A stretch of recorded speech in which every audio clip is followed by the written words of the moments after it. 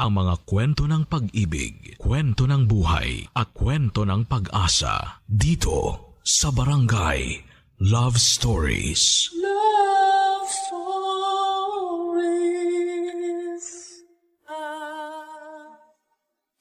Kasal ang isa sa mga pinakamasayang parte sa buhay ng dalawang taong nagmamahalan. Ito ang nagsisilbing pinto ng panibagong kabanata sa kwento ng magkasintahang tunay na nag-iibigan. Ikaw kabarangay, anong bagay ang gustong mangyari sa iyong kasal? Dear Papa Dudut, sa mundong mapanghusga ay hindi na talaga may iwasang pagtaasan ng kilay ng mga tao ang dalawang nagmamahalan na mayroong malaking age gap. Ganyan ang sinapit ko noong napamahal ako sa isang binatang 10 taon ang agwat mula sa akin. 35 years old na ako ngayon samantalang 25 years old naman ang boyfriend ko. Tawagin na lamang akong Marie samantalang Hari na lang ang itawag ninyo sa boyfriend ko. Isa po akong masahista sa Morato na mayroong madilim na nakaraan. Lumaki ako sa isang pamilyang walang magulang. Tanging ang lola ko lang ang nag-alaga sa aming magkakapatid noong kami musmus pa lamang. Aminado naman po ako noong kabataan ko ay talagang walang direksyon ang buhay ko. Dahil walang magulang na gumabay sa akin. Napunta ako sa mga maling tao. Nagkaroon ako ng mga kaibigang walang ibang ginawa kung hindi ang sirain ang buhay nila.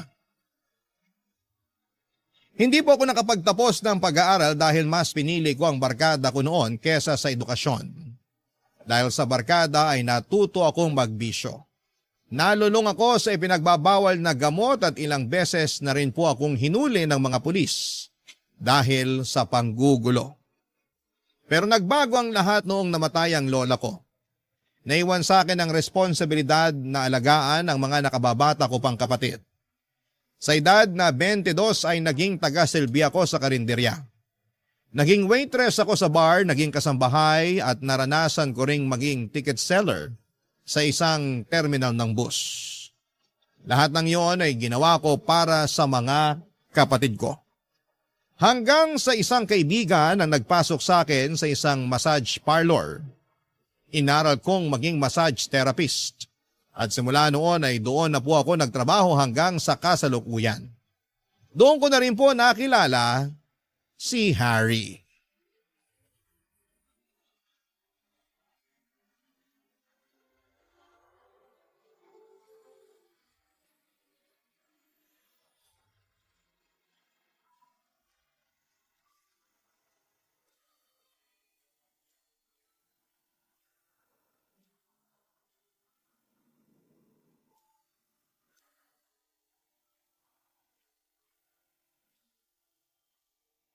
Sir?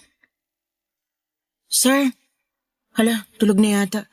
Sir, tapos na po tayo. Tapos na ba? Opo, sir. Isang oras na ba yon? Opo, nakatulog kasi kayo kaya hindi nyo na namalayan yung oras. Sarap kasi ng hagod mo eh. Ano nang sunod? Sunod.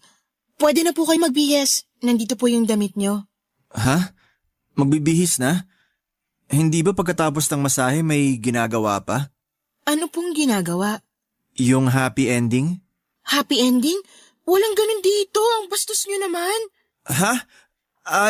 Sabi kasi ng kasama ko, sorry, akala ko kasi Hindi kami nag-extra service kung yun pong iniisip nyo. Magandang reputasyon ng spa namin. Extra service? Hindi, sorry. Nagkaroon lang siguro ng misunderstanding. Misunderstanding daw. Ang sabihin nyo, manyak kayo, manyak. Nagpunta kayo rito para magpamasahe, hindi para mangmanyak ng therapist. Hindi naman sa ganun. Ganito kasi yung nangyari. Sandali lang Mag-i-explain ako. Hindi ako manyak, okay? Nilibre lang ako ng kasama ko rito kasi birthday ko nung nakaraan. Ang sabi niya, may ganon, may parang happy ending daw kayo rito. Ay hindi, walang ganon. Makakaalis na po kayo. Ang sungit mo naman. Ako pa yung masungit ikaw tong manyak. Kahit hindi nyo na ako bigyan ng tip, basta umalis na kayo rito. Oo, eto na, aalis na ako. Asan yung damit ko? Ayan, magbihis ka na para makaalis ka na rito. Salamat. Teka, aalis ka na? Oo, lalabas na ako. Baka kung ano pang gawin nyo sa akin dito. Sandali lang. Miss naman. Hindi ako ganong tao. Hindi ako manyakis. Kung ano man yung sinabi ko kanina, kalimutan mo na yon. Ikaw siguro yung klase ng tao na laging nagpupunta sa iba't ibang spa para lang maghanap ng extra service, no? Ganon ka na ba katigang? Hindi ah. First time ko nga magpamasahe eh.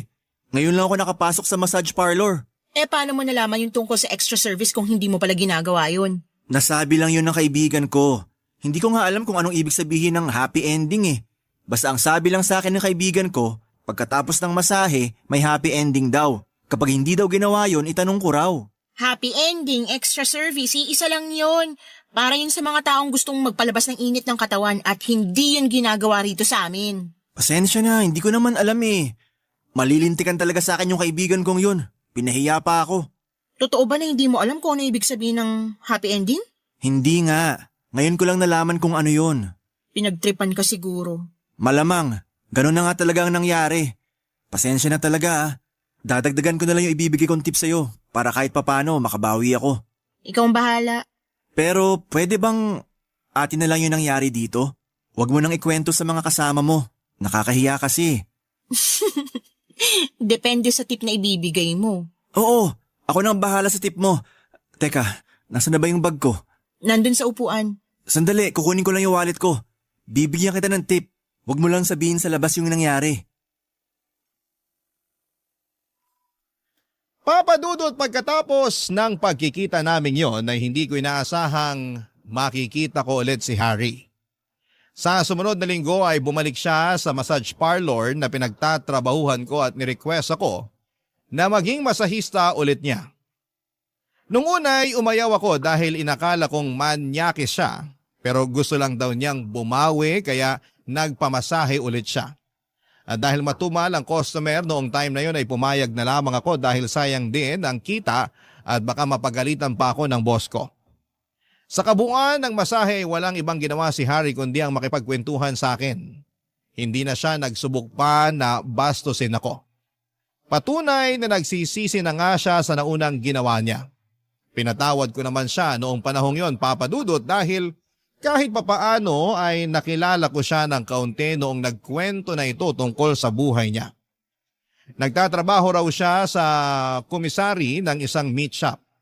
Laking palengke siya dahil ang dating trabaho ng kanyang ama bago ito naging OFW ay ang magkatay ng bakat baboy na ibinebenta nila sa palengke.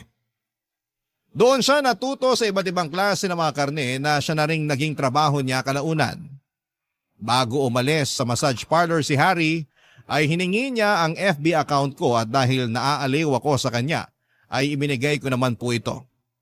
Online na namin sunod na kinilala pa ang bawat isa.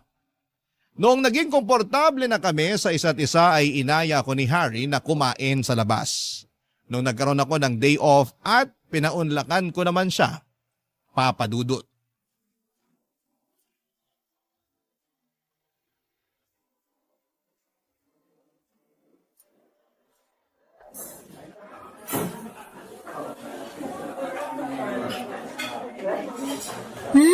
Parang first time ko lang yatang makatikim ng pagkain sa lugar na to ah. Talaga ba? Oo, karaniwan kapag kumakain ako rito sa mall, yung mga kilalang fast food na yung pinupuntahan ko. Mabuti na lang pala dito tayo napunta. At least may matitikman kang bago. Wala naman tayong choice eh. Nagpunta tayo rito kung kailan maraming tao sa mall. Punuan tuloy yung mga kainan. Maiba tayo. Ilang taon ka na palang masahista? Nasa 7 taon na rin siguro. Matagal na rin pala. Yun talagang inaral mo? Hindi. Hindi ako nakapagtapos sa college. Bakit naman? Mahabang kwento. Sabihin na lang natin na suwail ako nung kabataan ko kaya hindi naging magandang takbo ng buhay ko nun. Pero ngayon? Syempre hindi na. Nagbago na ako simula nung namatay yung lola ko. No choice naman ako eh. Ako yung pinakamatanda sa aming magkakapatid kaya ako yung naghanap buhay. Hindi ko rin naman matiis yung mga kapatid ko na kumakalamang sikmura kaya ako yung gumawa ng paraan para mapakain sila. Ilan ba kayong magkakapatid? 3. Wala rin silang tinapos pero may kanya-kanyang trabaho at buhay na yung mga yun ngayon. Paano ka naman napasok sa pagiging masahista? May kaibigan akong tumulong sa akin. Nag-training ako tapos nung nakapasa, kinuha nila akong massage therapist. Ganun pala. Ikaw naman, anong kwento ng buhay mo? Ako naman yung tatay ko, OFW sa Saudi. Tapos yung nanay ko naman, tindera. May isa akong kapatid. Katulad mo, parang ako na rin yung naging father figure sa kapatid kong yon. Kasi simula nung pinanganak siya, hindi na niya naranasang magkaroon ng ama sa tabi niya. Gawa nga na nasa abroad ang tatay namin. Siguro sobrang close nyo ng magkapatid kasi dadalawa lang kayo eh. Kung mas may higit pa sa sobra, ganun ang pagsasama namin ng kapatid ko. Mabuti ka pa. Kami ng mga kapatid ko, parang hindi kami galing sa iisang matris eh. Bakit naman? Hindi ba kayo magkakasundo? Magkakasundo naman kami pero hindi kami sanay na nagpapakita ng emosyon para sa isa't isa. Yung para bang, wala lang. Basta ba alam naming okay ang isa't isa, okay na yun. Hindi ko alam ang term para dun eh. Parang wala kayong intimacy? Oo, yun nga, parang ganun. Pero wala namang problema sa amin yung ganun kasi kapag may nangailangan naman sa amin, nagtutulungan pa rin naman kami. May mga ganun talagang pamilya. Lalo na kapag nasanay yung mga bata na yung mga matatandang kasama nila hindi sila nagpapakita ng emosyon. Na-adapt nila yung nasa paligid nila. Tulad na lang sa pamilya namin. Sobrang sweet nila nanay at tatay sa akin nung bata ako. Kaya nung lumaki ako, ganun din ako sa kapatid ko. Teka, ilang taon na ba tong kapatid mong to? 15 years old. 15 years old? Ang layo naman yata ng agwat niyong dalawa. Oo, akala ko nga magiging only child lang ako nun eh. Pero nasundan ako nung nagbakasyon si tatay. So, ilang years ang agwat niyong magkapatid? 7 years. 7 years? Ibig sabihin 22 ka pa lang? Oo, 15 yung kapatid ko, tapos 22 naman ako. Bakit? Sandali lang. Totoy ka pa pala eh. 22? Hindi halata ah. Kung makatotoy naman, Kumpara sa edad ko, totoy ka talaga. ilang taon ka na ba? 32. 10 years ang agwat nating dalawa. Hindi pwede yun. Baka mamaya sabihan pa ako na tirador ako ng mga bagets. Wala namang problema sa akin yun eh. Wala nga sa'yo, pero sa mata ng mga tao, problema yun. Baka matawag pa akong pedophile. Hindi naman ako underage eh. Kahit na. Alam mo, pagkatapos nito, tapusin na natin to, okay? Ha? Bakit naman? Hindi tayo bagay sa isa't isa. Masyado akong matanda para sa'yo. Papa Dudut, sobrang na-turn off talaga ako kay Harry noong nalaman kong 22 years old pa lamang siya. Hindi ko yon inaasahan dahil mature na ang itsura niya dahil sa balbas sarado nitong mukha. Isa pa ay napaka-mature din niyang mag-isip at magsalita kaya hindi ko aakalaing totoy pala siya. Nasayangan lamang ako dahil medyo nagkakaroon na ako noon ng feelings para kay Harry. Yun nga lang dahil bata pa siya. Ayoko na mismo ang umiwas.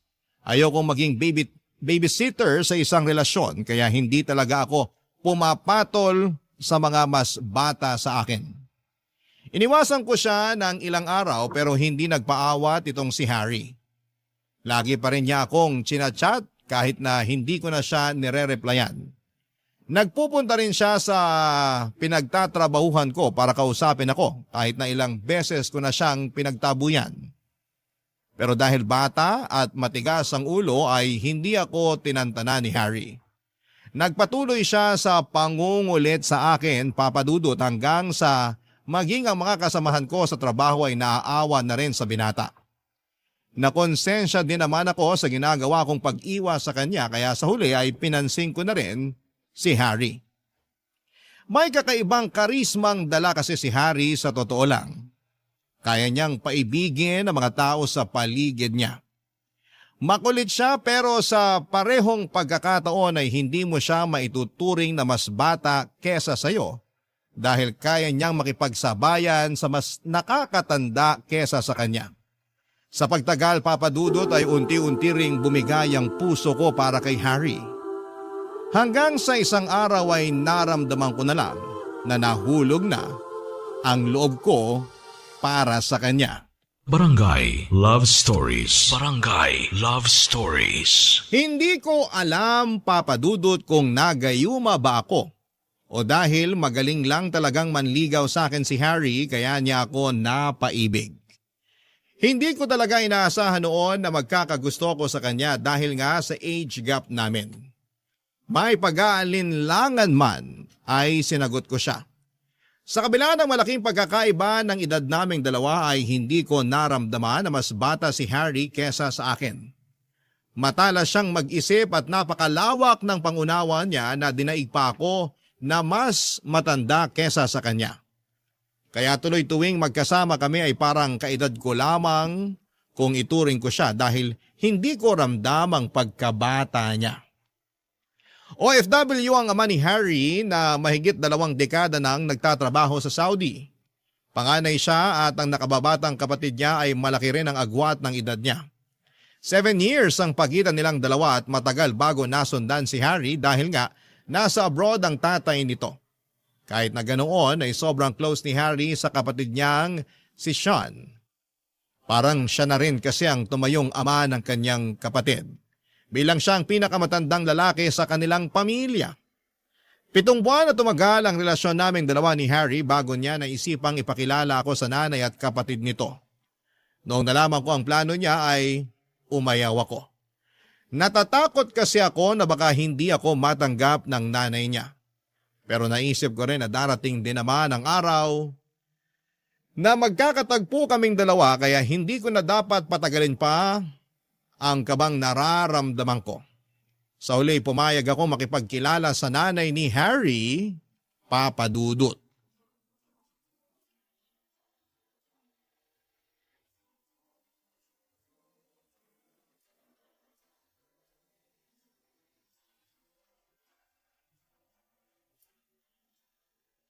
Nay, pasuyo naman ako.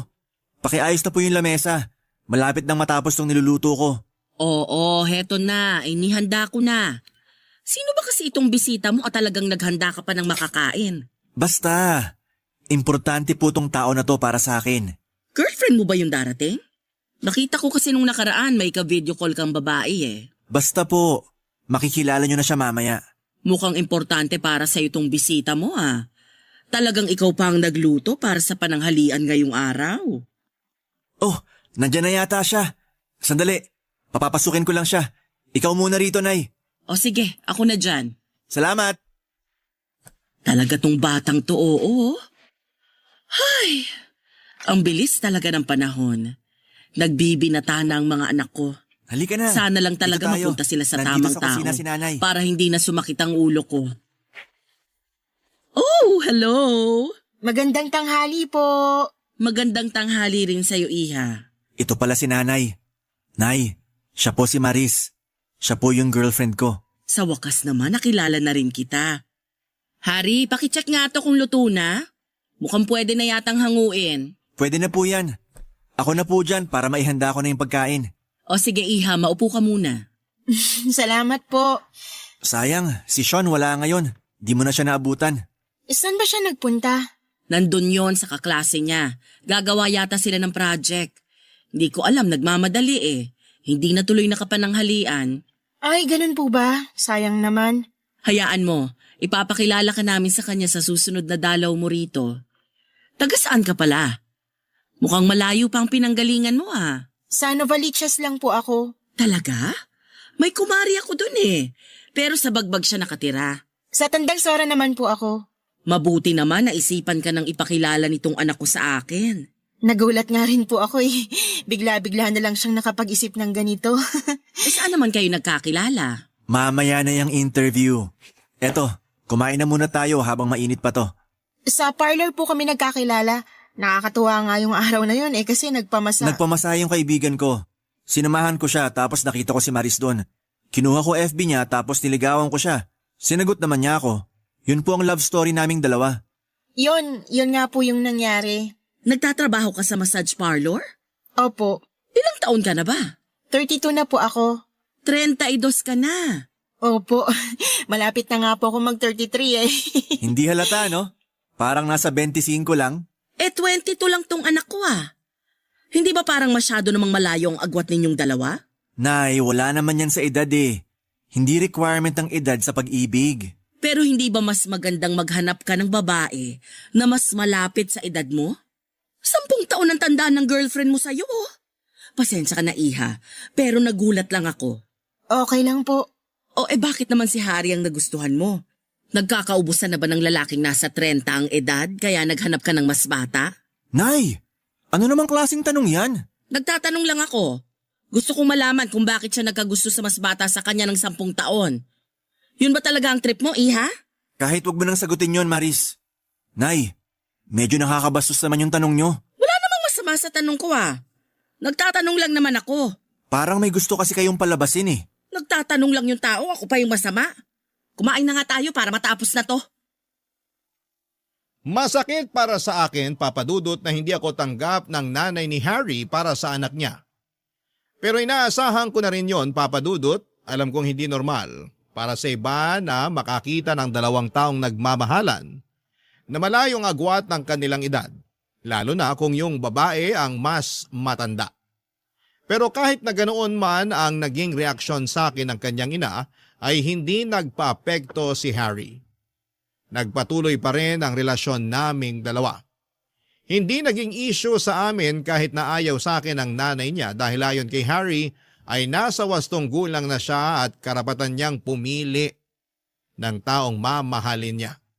Isa pa ay wala na raw magagawa pa ang nanay nila tungkol doon. Dahil hindi naman daw mahilig makialam ang nanay niya sa mga personal nilang desisyon. Ang mahalaga ay naipakilala na raw niya ako sa pamilya niya. Hindi ko inaasahan na tatagal ang relasyon namin ni Harry at hindi ko rin kasi ini-expect na mas lalo pa akong mapapamahal sa kanya sa mga susunod pang buwan ng pagsasama namin. Hindi ko naman ikakaila na minsan ay nagkakaroon kami ng tampuhan ni Harry. Normal lang din naman siguro yon sa mga magkasintahan. May mga araw na nagkakaroon kami ng pagtatalo lalo na pagdating sa oras. At may pagkakataon din na nagkakaroon ng silusan sa pagitan namin. Pero ang mga problemang yon na dumarating sa buhay namin ang mas nagpapatatag pa sa relasyon naming dalawa. Sa sobrang bilis ng mga oras ay hindi ko namamalayang 3 taon na pala ang dumaan. Simula nung naging kami ni Harry at noong mga panahong yon ay patuloy pa rin ang pag-usbong ng pagsasama namin. Pero ang nakakalungkot, kahit na 3 taon na kaming magkasama ni Harry ay hindi pa rin nagbago ang pagtingin sa akin ng nanay nito. Hindi pa rin siya pabor na ako ang girlfriend ni Harry kahit na sa tingin ko ay napatunayan ko naman ang pagmamahal ko sa anak niya. Araw-araw ko noon nahiling na sana'y magustuhan ako ng nanay ni Harry, lalo na noong isang balitang inihag nito sa kanyang buong pamilya, Papa Dudut.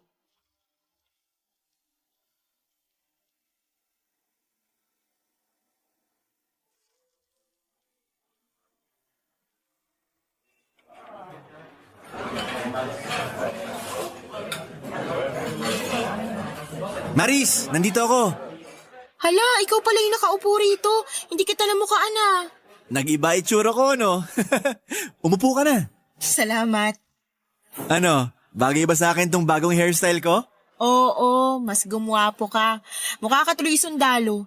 Bakit mo naman naisipang magpagupit ng ganyan? Kasi special tong araw na to para sa akin. Special? Bakit naman? Mamaya ko na sasabihin kapag kompleto na tayo. May inaantay ka pa? Sino pa bang makakasama natin ngayong gabi? Inimbitahan ko rin si Nanay at Sean. Talaga? Ano ba kasing meron ngayon? Bakit mo kami dinala rito? Mukhang mahal pa naman ang pagkain dito sa restaurant na to. Sakto lang naman. Swak naman sa budget. Nag-order na pala ako ng pagkain natin para maihanda na nila ng mas maaga. Napaisip tuloy ako kung anong meron ngayon. Hindi naman natin anniversary. Wala namang may birthday sa atin, hindi rin birthday ng nanay mo. Basta. Sabihin mo na. Naku-curious na ako eh. Mamaya na kapag nandito na sina. Oh, nandyan na pala sila oh. Nay, nandito kami. Ang gara naman pala ng lugar na to, anak. Hindi mo sinabi. Di sana nagsuot ako ng mas magandang damit. Sabi ko naman sa inyo kanina na ayaw niyo maniwala. Yan tuloy. Maupo na po kayo. Magandang gabi po. Ano bang okasyon, Harry, at naisip mong kumain sa ganitong klaseng lugar? Sige na nga, sasabihin ko na kung bakit. Total, tanong kayo ng tanong, sasabihin ko na. Eto. Ano yan, kuya? Maris. Hala, kuya, bakit ka lumuluhod? Alam mo kung gaano kita kamahal. Sa ilang taong pagsasama natin, napatunayan ko sa sarili ko na ikaw na talaga yung babaeng mamahalin ko hanggang sa pagtanda ko. Hari! Kaya kung pagbibigyan mo ko, gusto sana kitang pakasalan. Will you marry me? Oo, syempre oo, pakakasalan kita, Hari. Magpapakasal na kayo? Anak, masyado ka naman yatang nagmamadali. Pag-isipan mo muna to ng maigi. Nay, ilang buwan ko na tong pinaghahandaan. Alam ko sa sarili ko na ito ang gusto ko. Gusto ko nang mapangasawa si Maris. Ang bilis naman yata, kuya. Oo nga, ilang taon pa lang naman kayong magkasama eh. Marami pang pwedeng mangyari. Marami pa nga. At sabay naming haharapin ang mga pangyayaring yon bilang mag-asawa. Masyado ka pang bata para magpakasal. 25 na po ako. Sa tingin ko nasa sapat na edad na ako para magpakasal. Alam ko po na marami po kayong pagdududa sa relasyon namin ni Hari, pero makakasiguro po kayong hindi malitong gagawin namin. Mahal po namin ni Hari ang isa't isa. Kahit anong sabihin ninyo, para sa akin, masyado pa rin tong mabilis. Handa na ba kayo sa mga responsibilidad ng mag-asawa? Baka naman masyado lang kayong na-excite. Kung ako ang tatanungin dito, hindi ako pabor. Nay, suportahan niyo na lang po kami. Hindi, aalis na ako. Nay, sandali lang! Sorry kuya, pero agree ako kay nanay ngayon. Masyado pang maaga. Pati ba naman ikaw, Sean? Maiwan ko na muna kayo ha. Habulin ko lang si nanay. Wala siyang kasama pa uwi eh. Yun na nga po ang nangyari, Papa Dudut. Hiningi ni Harry ang mga kamay ko sa harapan mismo ng kanyang nanay at kapatid. Maging ako ay nagulat dahil hindi ko inaasahan na gusto na pala akong pakasalan ni Harry noong mga panahong yon. Hindi man maganda ang naging reaksyon ng nanay ni Harry sa ginawa nitong pag-propose sa akin, ay iba yung saya pa rin ang naramdaman ko. Sa katunayan ay kinilig pa nga ako dahil sa imagination ko lang naisip ang mga bagay na yon. Pero noong time na yon ay ako na mismo ang naka-experience ng sarili kong marriage proposal. Sa mga sumunod na buwan ay sinimula naming pagplanuhan ni Harry ang pag-iisang dibdib namin. Simple lang naman ang magaganap na kasal pero kahit gaano pa kasimple, ang kasal ay medyo magastos pa rin po ito.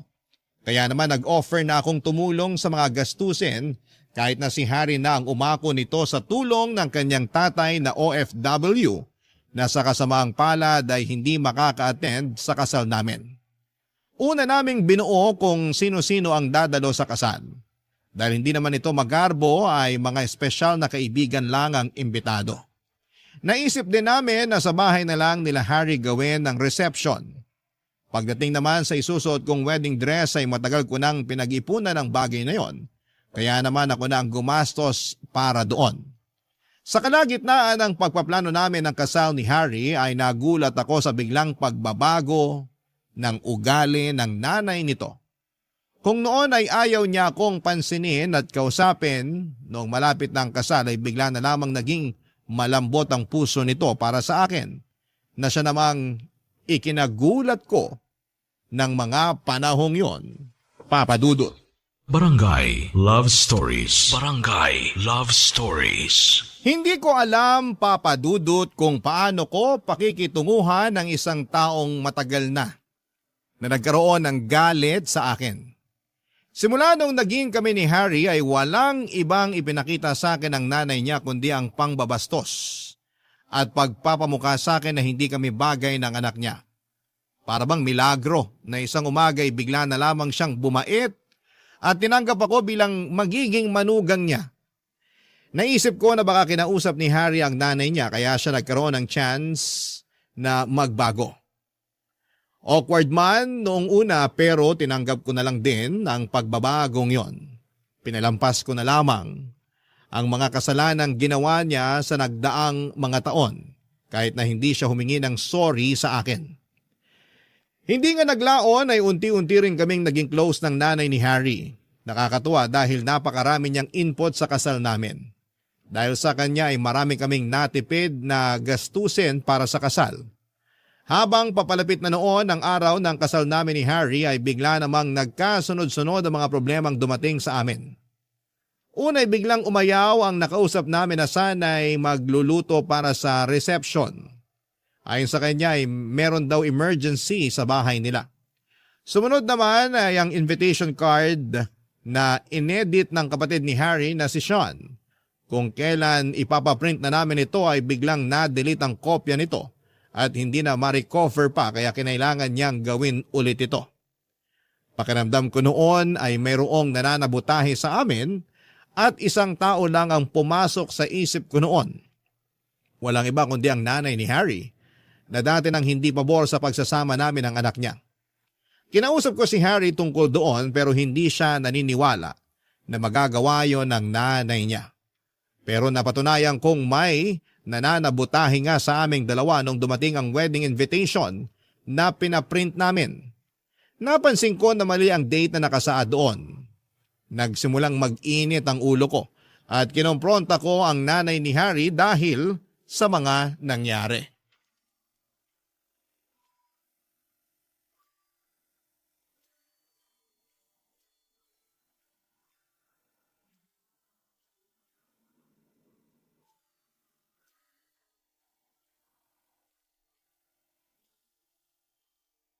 Harry! Harry! Oh, bakit? Dumating na yung wedding invitation na pinaprint natin. Tingnan mo to. Patingin nga. Wow, ang ganda. Galing talaga ni Sean mag-edit, no? Hindi. Tingnan mo to. Check mo yung date. Bakit? Mali yung date, Harry. Ano ba yan? Ang mahal-mahal ng printing. Paano nangyari yan? Akala ko ba na-check mo bago ipinaprint? Na-check ko naman Inisa-isa ko lahat at tama lahat ng detalye bago ko sinensa magpiprint. Paano nag-iba yung date? Di ko alam. Sean! Sean, halika nga rito. Bakit kuya? May pinalitan ka ba rito sa wedding invitation na ginawa mo? Wala, bakit? Anong meron? Napalitan yung date. Imbis na 24, naging 27. Ha? Paano nangyari yun? Di ba nga pinacheck ko pa sa inyo? Nagprint pa nga ako ng sample eh. Oo nga, yun nga rin pinagtataka ko eh. Baka naman sa printing nagkamali. Tinawagan ko agad sila kanina. Ang sabi nila, wala silang ginalaw sa soft copy ng invitation. Print lang daw nila yun as it is. Baka naman di mo na-check ng maayos ate. Hindi. Alam kong tama lahat ng detalye doon bago na isend sa printing press. Kung hindi nila ginalaw yung invitation bago i-print, ibig sabihin, dito yun ginalaw. Sino magpapalit ng date nun? May hinala na ako kung sino. Sino? Nanay mo. Siya lang naman yung may ayos sa relasyon natin, di ba? Ano? Hindi ba magkaayos na nga kayo? Tinutulungan na nga niya tayo sa preparasyon natin sa kasal eh. Bakit niya sisirain yun? Ate, hindi magandang manisi ng ibang tao lalo na kung wala ka namang pruweba. Ano to? Tong invitation na to? Hindi pa ba to pruweba? Hindi ako, hindi si Harry, hindi ikaw. So sino pa bang pwedeng gumawa nito? Sandali lang tatawagin ko si nanay para matapos na to. Maiwan ko muna kayo. Ayoko tong ginagawa mo na pinagbibintangan mo si nanay. Sino pa bang ibang gagawa nito kundi siya lang din naman? Nag-usap na kaming dalawa. Ginagawa naman niya yung makakaya niya para tanggapin tayo. Nangako siya sa akin na susuportahan niya ako sa plano kong bumuo ng pamilya kasama ka. Kaya alam ko na hindi gagawin ni nanay yung binibintang mo. Sa tingin mo gusto kong magbintang? Wala namang mangyayaring ganito kung walang naninira sa kasal natin eh. Hindi mo ba napapansin na sunod-sunod na yung mga aberya habang papalapit yung kasal natin? Oo, pero baka nagkataon lang naman siguro yun. Hindi. May nananabutahe sa kasal ko, Harry. Kasal natin. Hindi lang ikaw ang ikakasal, Maris. Dalawa tayo. Oy Maris, ano tong sinasabi ni Sean na sinira ko raw yung wedding invitation ninyo? Ayan po. Tingnan niyo yung date na nakalagay sa invitation. Napalitan yung araw ng kasal. Ano? Bakit napalitan? Ikaw din daw nagpalit niyan na sabi ni Ate Maris. Bakit ko naman papalitan yung date? Wala nga akong kaalam-alam kung paano gumamit ng computer eh. Paano ko mapapalitan yan? Sino namang gagawa nito? Sino bang may ayaw na ikasal kami ni Harry? Hindi ko alam. Basta sigurado ako na hindi ko magagawa yan. Alam nyo, invitation lang yan. Magagawan pa natin yan ng paraan. Paano? Ubus na yung budget natin. Ako nang bahalang didiskarte. Amin na yan. Sean, kunin mo lahat ng invitation. Aayusin natin. Sige po kuya.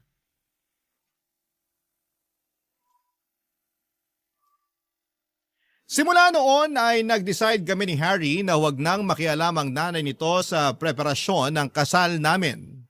May tampo man ay nirespeto ito ng kanyang nanay at hindi na nga siya sumali pa sa anumang desisyon na ginawa namin para sa kasal. Simula noon ay ako na ang tumitingin sa lahat ng ginawang preparasyon para masiguradong wala ng aberya na dumating. At dahil kapos na nga ang budget ay tinaparan na lang namin ang date ng invitation namin bago namin ito pinadala sa mga kamag-anak at kaibigan. Kung tutuusin ay napakasimple lang naman ang kasal na magaganap. Kompleto na po ang lahat. May magluluto na para sa reception dahil may nagregalo sa amin ng isang baboy na siyang kakatayin sa mismong araw ng kasal. May mga ninong at ninang na rin kaming napili. Ang mga abay ay kanya-kanyang dala ng isusuot nila dahil hindi naman ako metikuloso pagdating doon. Basta umayon lang sila sa kulay na napag-usapan. Meron na ring narentahan si Harry na gagamitin para sa kasal samantalang ako ay dumating na ang na-order kong wedding gown na matagal ko ring pinag-ipunan. Handa na noon ang lahat. Gabi bago maganap ang kasal, ay sa bahay nila Harry na ako nagstay dahil mas malapit ang bahay nila mula sa simbahan kung saan kami ikakasal. Pero pagising ko kinaumagahan, ilang oras bago ang kasal ay nanlumo ako. Noong nakita ko ang wedding dress ko, na sira-sira na, Papa Dudut.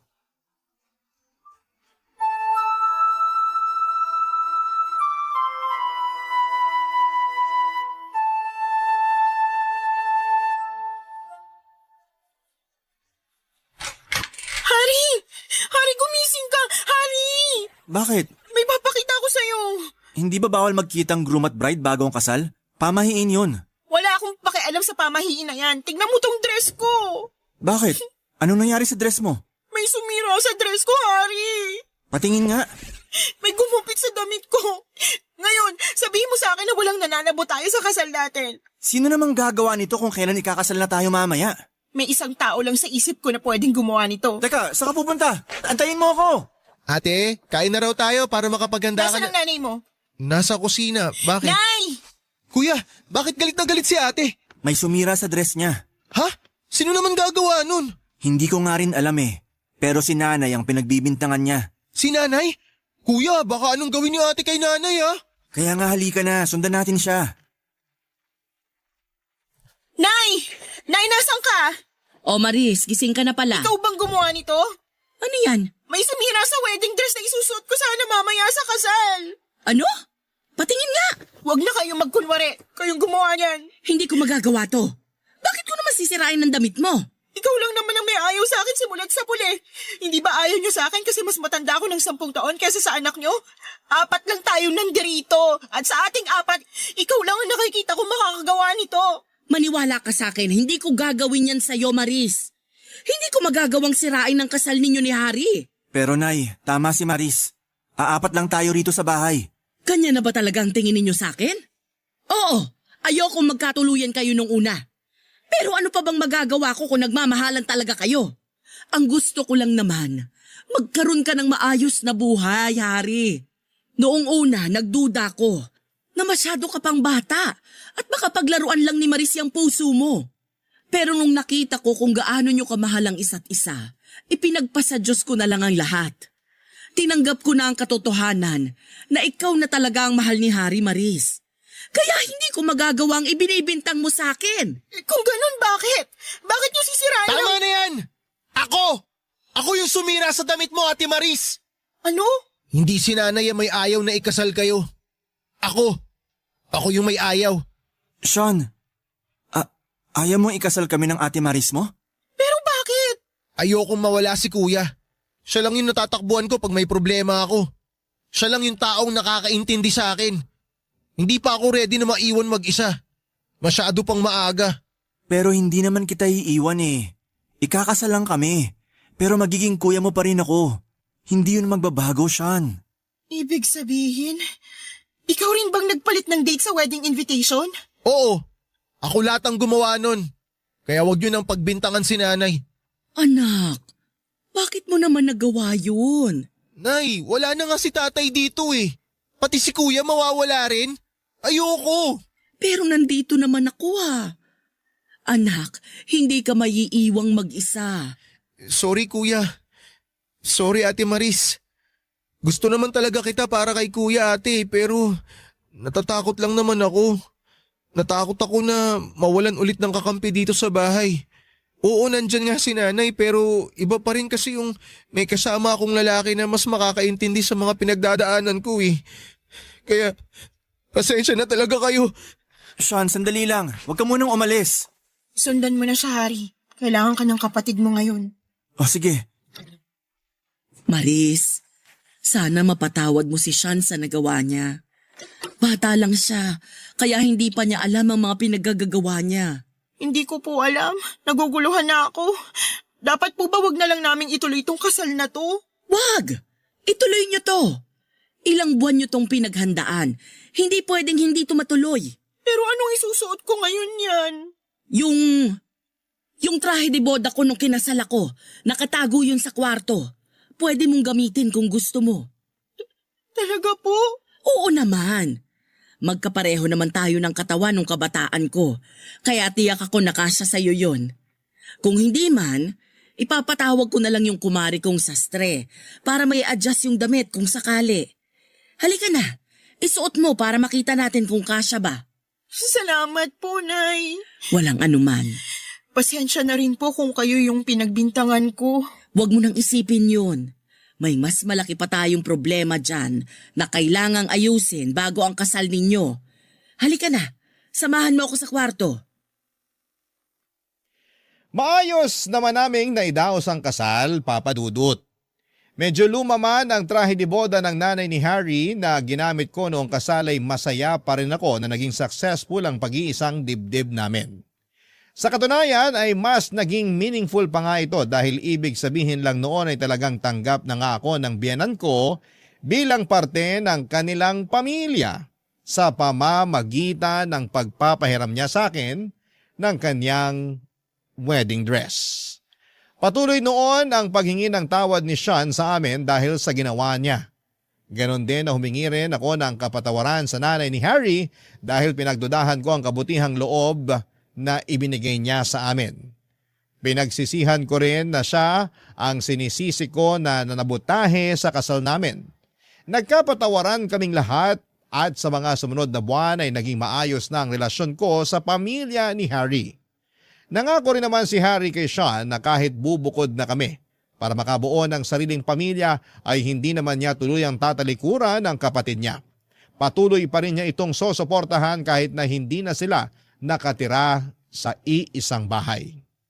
Papadudod sa ngayon ay may isa na kaming anak ni Harry at mukhang masusundan na ulit ito ng pangalawa. Ang tanging hangad na lang naming mag-asawa ay maging payapa ang pamilya namin sa mga susunod pang taon. Ito po ang kwento ko at sana po ay nagustuhan ninyo ang ibinahagi ko sa inyo, ang inyong forever kapuso at kabarangay Maris. Barangay Love Stories. Barangay Love Stories. Nakakaantig naman talaga ang ating kwento. Ikaw ba, kabarangay? Nakarelate ka ba sa story natin ngayon? Kwentuhan naman tayo dito sa comment section. Nagustuhan ng iyong napakinggan? Ituloy yan via live stream sa www.gmanetwork.com/radio. Barangay LS In Mega Manila, 97.1. Forever.